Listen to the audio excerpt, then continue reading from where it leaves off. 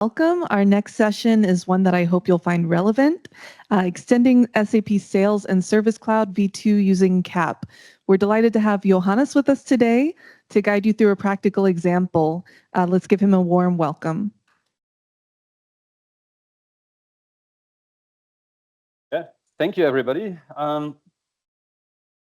for joining me. I have heard there is some big competition, so lucky that you found the way here. So let's get started. As already mentioned, my name is Johannes, and just to give you a bit of context, what I have done in my career. So I think since 8 years, I focus my life on extensibility in one form or the other. So I started in Kima, building extensibility, a platform for extensibility, specifically side-by-side extensibility.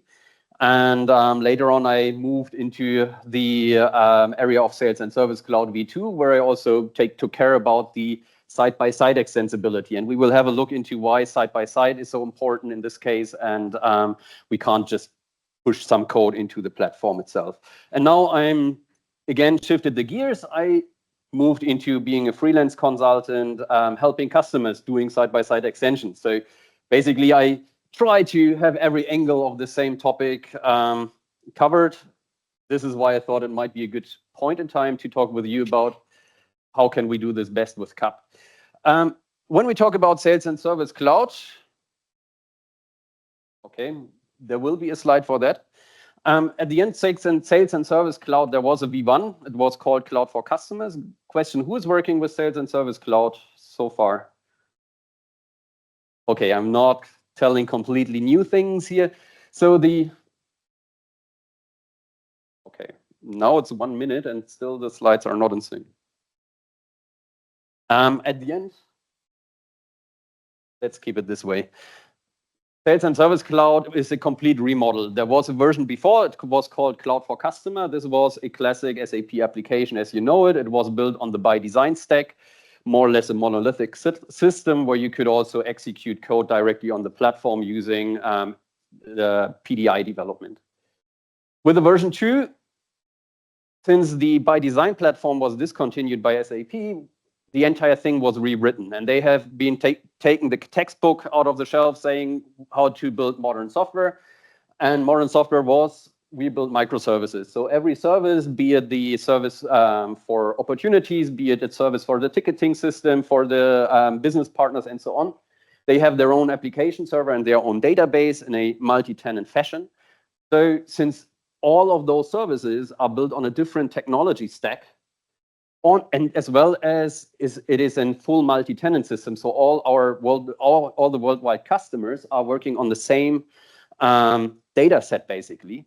There is no option that, from a security point of view, that we are injecting code somewhere in this Sales and Service Cloud system. So this means whatever we like to do, which goes above a certain level of extensibility, needs to go in a side-by-side way. This was just the technical introduction why we are talking. Just one remark here also, the entire thing is hosted on AWS as of now. And also the front end, there is no app router or anything like that in the mix. So it's directly exposed via a CDN. So there is also not a shared authentication system in between BTP as well as Sales and Service Cloud. That said, so let's have a quick look into Sales and Service Cloud, how it looks like. Just need to log in.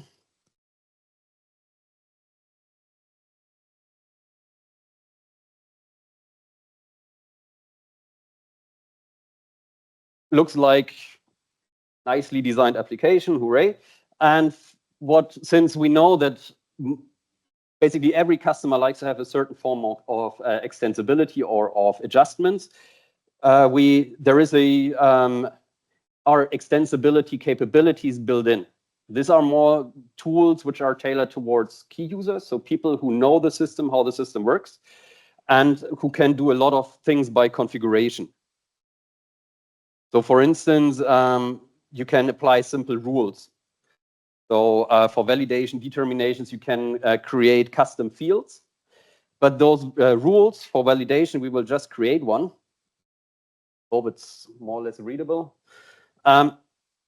It's also more like a configuration. So you are really limited in the scope, what you're allowed to do, what you're allowed to change.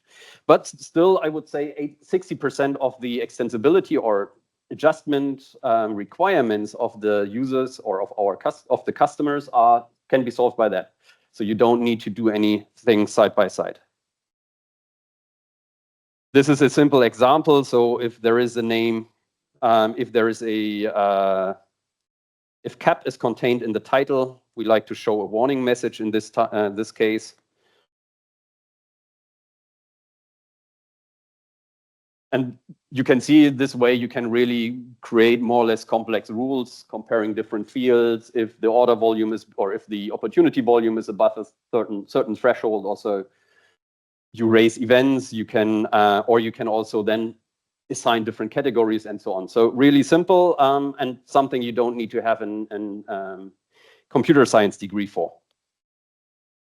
So that's saved. Let's go into guided selling and we have here our opportunity. If I change now something in the opportunity, I get this error message. And this way, this works not only for validations.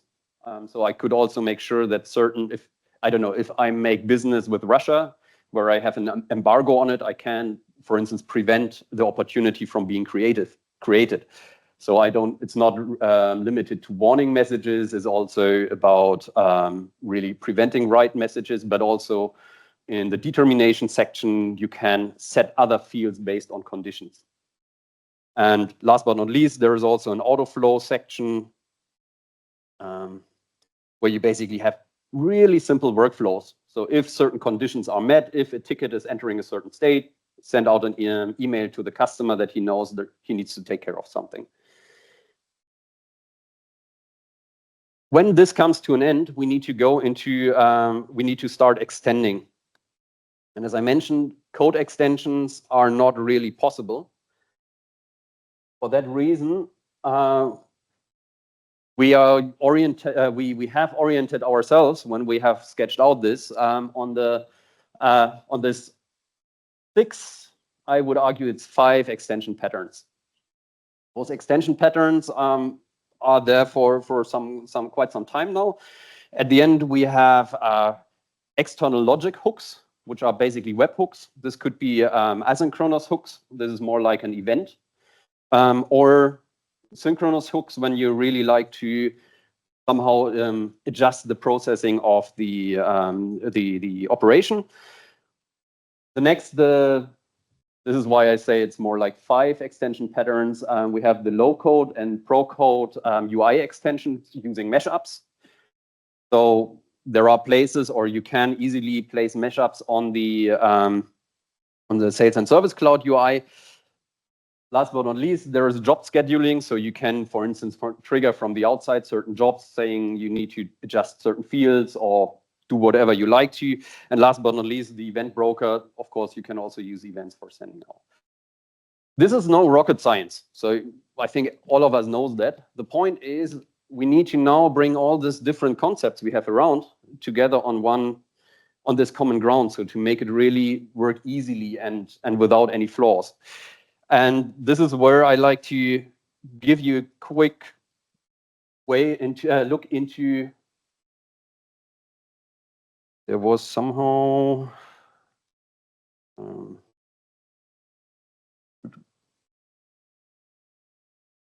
is it somehow readable? No. Yeah, why? I never change my profile color.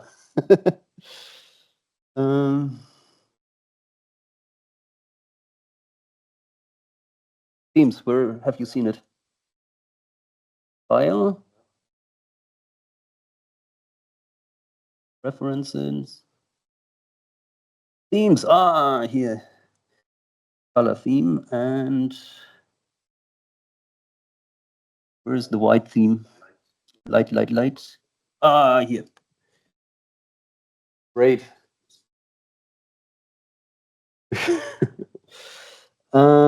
Yeah, thank you for that.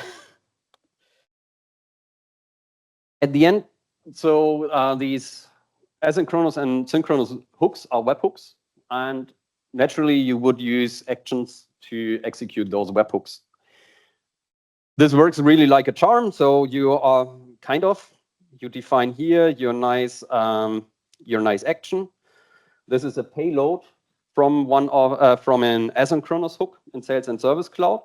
So we have an idea, we have a spec version type, blah, blah, blah, and then we have a big data chunk. And inside this data chunk, we have two images, the current and the before image. That way we can compare if, for instance, a field has changed or something like that. So what I did is basically I created here an action to do that, and then I asked Copilot to generate the suitable entity or the suitable type for that, because unfortunately actions are typed. And now when we give this a try, so it works pretty easily. So we can also have a look into the JavaScript code. I'm not doing anything. I'm just returning success. So this works pretty nicely. Now comes the problem or the challenge, which I can see with CAP, is if now somebody is introducing a new attribute.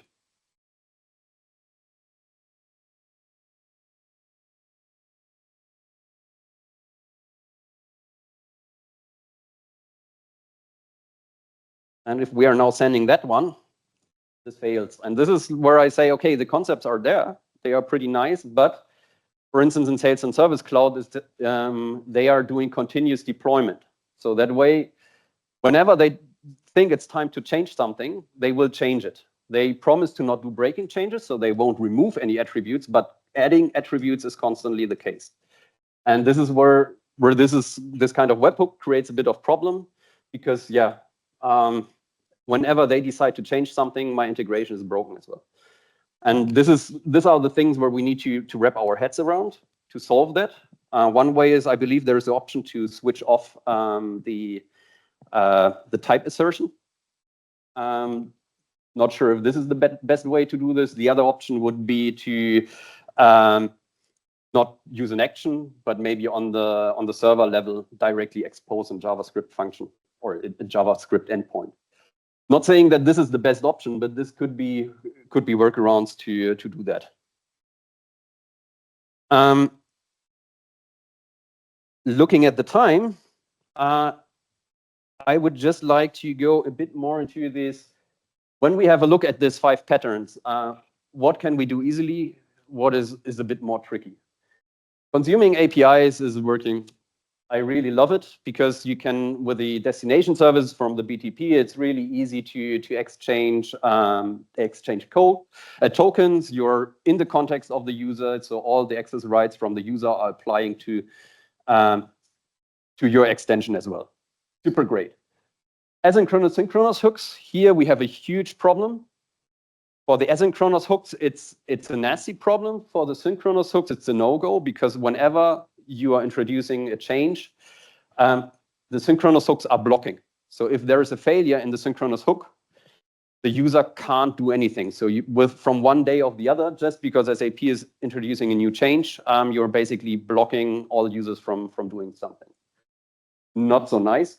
Job scheduling, okay, works like a charm. UI integration, here it's like, it is working.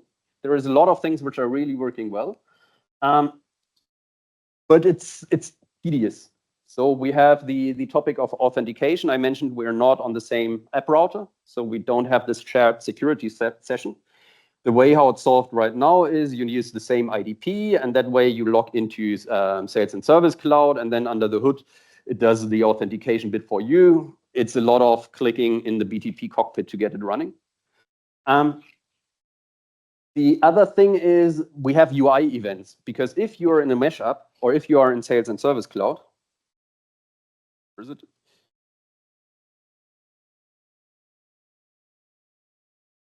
On the guiding selling page,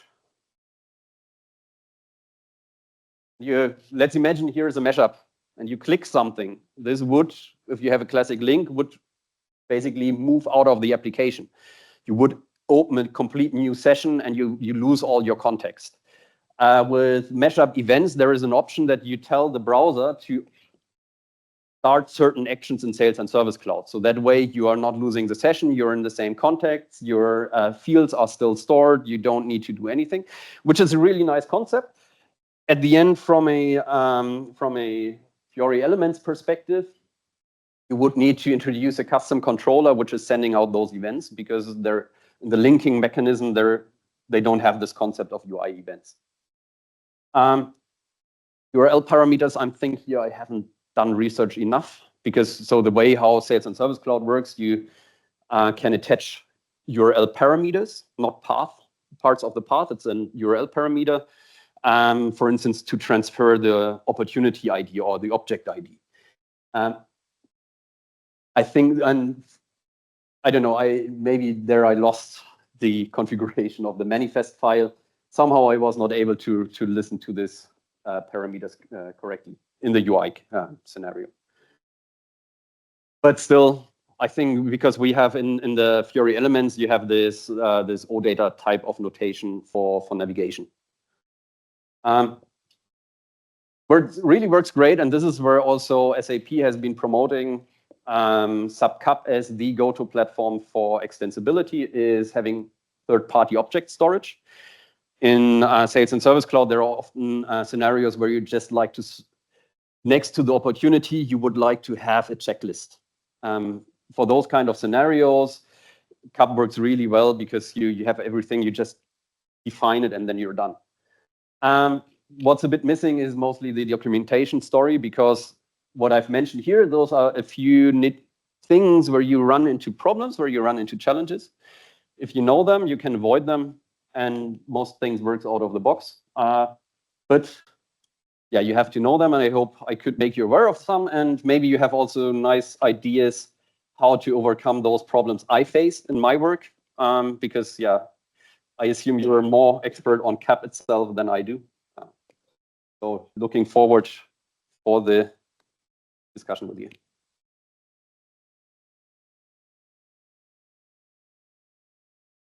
Thank you, Johannes. Oh, it looks like we already have some questions. So hello, thanks for your talk. I have two questions regarding the UI integrations. For the authentication, you said it's tedious to set it up in the BTP. So I know for SuccessFactors extensions, there is some BTP service that does all the connection setting in the destination service for you, like automatically, or like most of it. Is there something similar for Sales and Service Cloud V2? Maybe?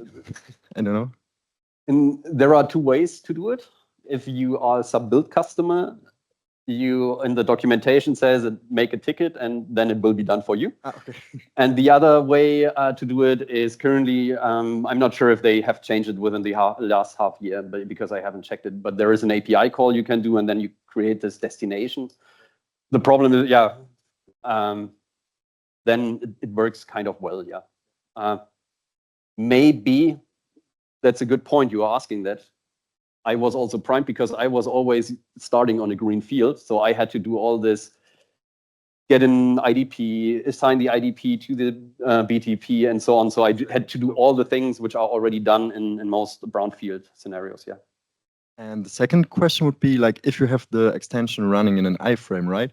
I didn't really get that thing with the UI events, because I was imagining if you run it in the iframe, like you are not kind of able to raise any events to the context of the Sales and Service Cloud.